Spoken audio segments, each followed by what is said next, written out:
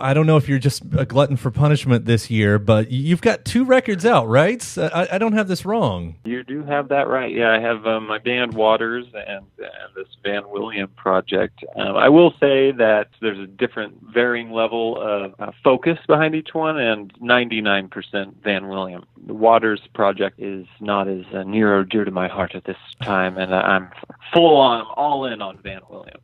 I feel like there's some loaded stuff possibly in that I wonder if I Not should really. ask about. Yeah, I know. I realized saying that. I realized it's more just like it's more so that these last few years have been super heavy and in a lot of ways kind of informed this Van William record, and it's basically been my my entire life for the past 3 years, and it's just taken a long time to finish it and figure out the best way to put it out, and now that it's happening, it's just there's only one option for me, and Right. it's to pursue this as hard as I can. That's awesome. So was it only timing then, the reason why we got a Waters record early in the year and this? Basically, yeah. It was just the way it happened. No other way to say it. Just, Right. I was kind of working on the Van William record as I was doing Water stuff, and they somehow both finished around the same time. And so I wanted to get the Waters record out, but focus my time and energy on this record. So I guess the obvious, starting questions here is,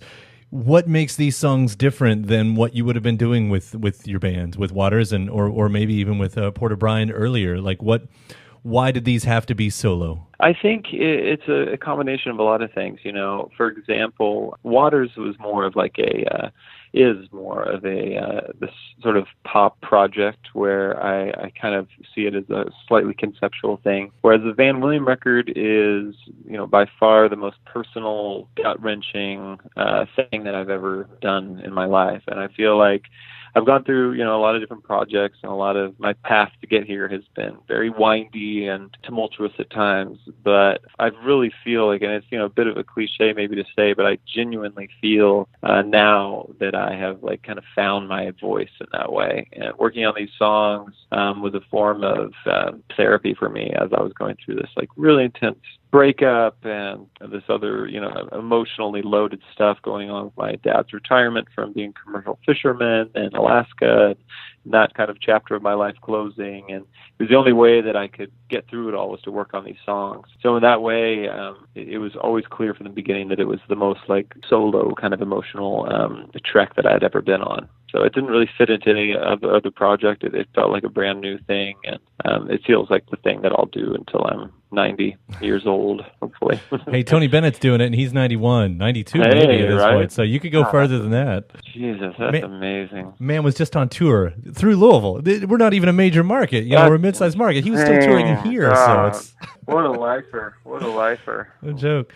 You talk about that therapy, and I think about that every now and then, that, on one side, when you're a fan, a listener, and you listen to an artist, your favorite artist or whoever, and you hear the pain and you think, man, for them to have to put themselves through that.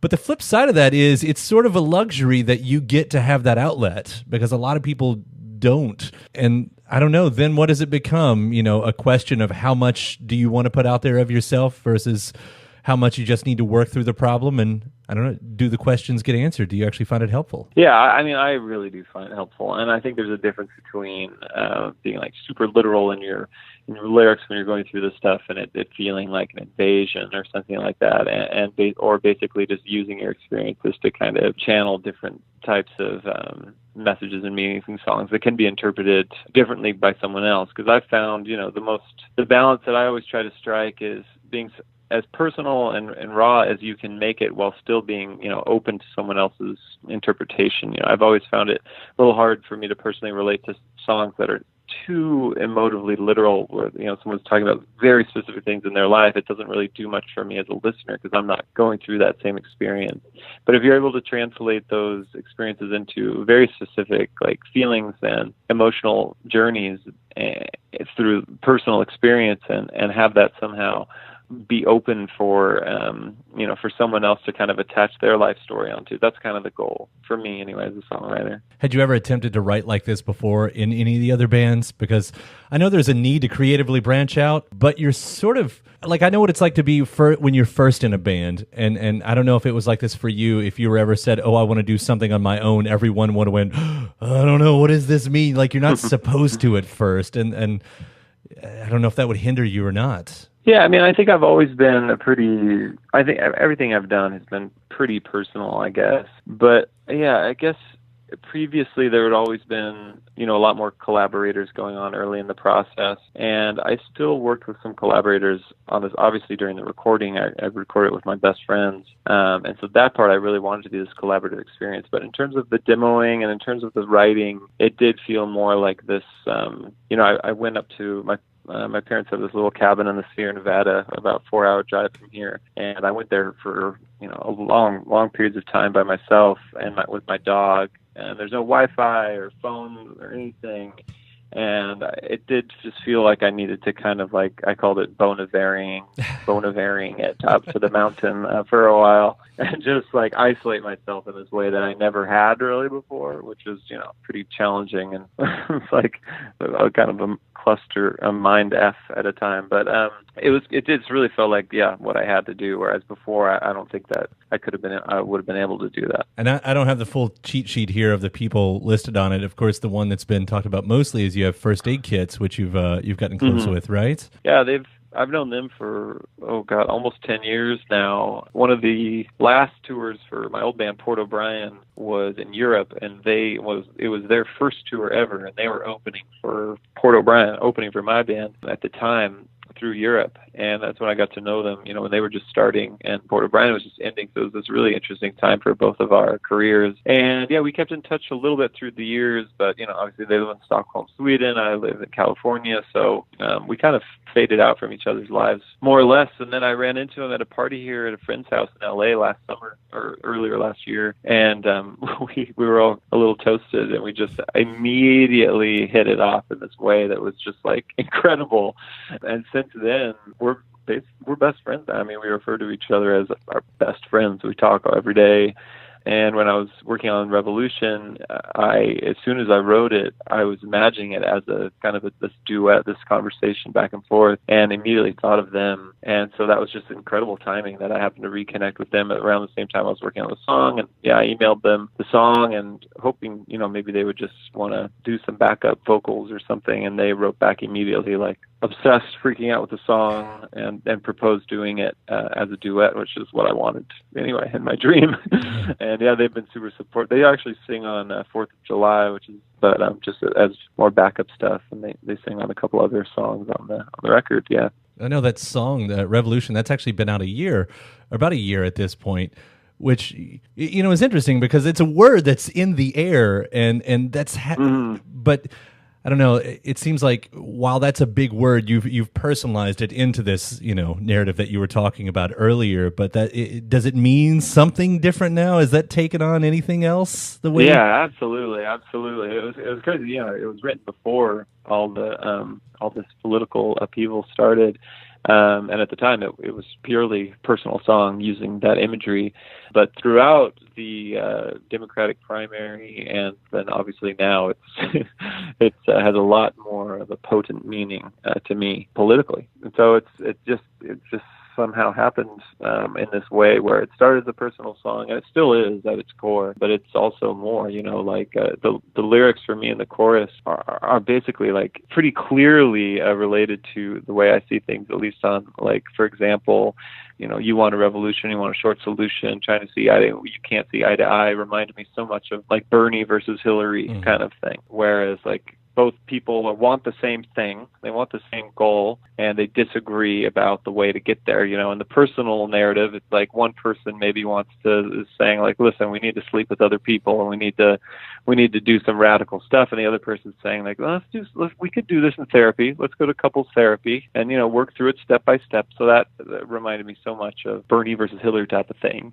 And for me, it's all about somehow trying to get see eye to eye, and trying to make sure that we all stick together, no matter, we might might have slight differences of opinion, but I just feel like it's so important that we all come together, people that view the world similarly politically, to keep the conversation open and not as black and white.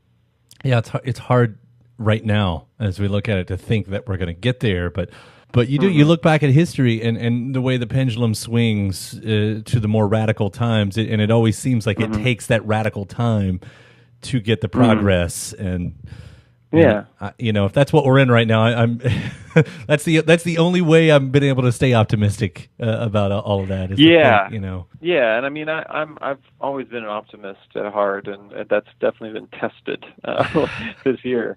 But I still am. I think that there's still some growing pains and some difficult conversations that need to happen in terms of like the way that we all somehow need to come together, because that's like, part of the beauty and difficulty of this country is that it's so diverse and it's so in every way, geographically, ethnically, ideologically, and the fact that the side of the, let's say, left of center, left of center is more of a combination of all these disparate groups. It becomes that much more challenging but ultimately rewarding if we can somehow figure out a way to come together, which is clearly we need to do. So, yeah. And I think that eventually this will help us get there. It is definitely a tough moment. But in the context of all that, this song now, when I listen to it, it's like, that's what the song's about to me now. It's just amazing how outside world events can somehow change what a song is about that you wrote. But in my head, it's equally about all that now. And only furthering that somewhat coincidence that you also have a song on there called 4th of July, and Revolution. And because I 4th of July, there's always something about that's lent itself to romance in songwriting, which absolutely is a little of a surprise. Like, I feel it and I get it, but I wouldn't know how to explain it or why, that occurrence has been there. And then to contextualize in everything you're saying is like, that's well timed by complete accident, it looks like. Complete accident, yeah. And the record, the full record that's coming out early next year, it has even more of that. It has a song called "The Country" that has all these things that I wrote before everything started to fall apart in a way. But which was the whole thing of like thinking as two people as kind of two separate countries or two separate things in a political spectrum, because I've always been a very political person. So anyway, it's just been insane how throughout the process of working on this record, all this stuff was happening, and the songs just have these new layers to me, which has been, I've never experienced anything like that in my life. So it's been interesting. Yeah, well, I love how it turned out. From what I've heard so far, I mean, I've got the little EP in my hand right now, so I cannot wait to hear the rest of it. Whenever that comes, is that a next year thing? EP, early next year. Next year. And the song on the EP, Cosmic Sign, is also, I wrote while traveling around the country and before this all happened. And now it's still, I've had so many incredible experiences in blue states and red states and little towns in the South and up Northeast and throughout this I really, really genuinely love this country so much. And that's one of the reasons why all this is, so affecting, is because I care about it so much. And I think it's so chock full of good people everywhere with good intentions. But it's also part of it is becoming aware and coming face to face with. There's also a lot of lingering darkness. Yeah. So it's been quite a process as a songwriter as well. As a person. Yeah, I appreciate your outlook on the whole thing. And like I said, I'm looking forward to hearing the rest of it. And thanks so much for the conversation today and what you've given us so far. Okay, awesome. Out there. All right, Van. It was really great talking to you, and we'll see you around. Yeah, thanks. I appreciate the support. Yeah, man. All right, take care. Yeah, bye. Bye.